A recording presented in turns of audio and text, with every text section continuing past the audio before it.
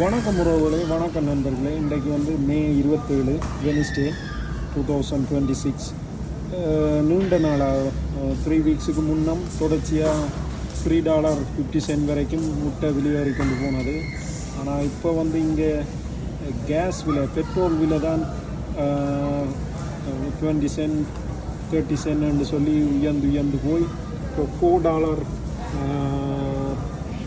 $4.30 சில இடத்துல $4.60 $70 வரைக்கும் உயர்ந்தது. ஆனால் முட்டை விலை ரெகுலர் விலைக்கு கிட்ட வந்து ஒரு 2 இயர்ஸுக்கு முன்னம் $1.30 40 வரைக்கும் இருந்தது. இப்போ $1.46 வந்துட்டு. இது டேக்ஸ் போட்டால் $1.50 வரும். ஆனால் பரவாயில்லை, நார்மலான நிலைமைக்கு வந்தது பெரிய ஒரு சந்தோஷம் தான்.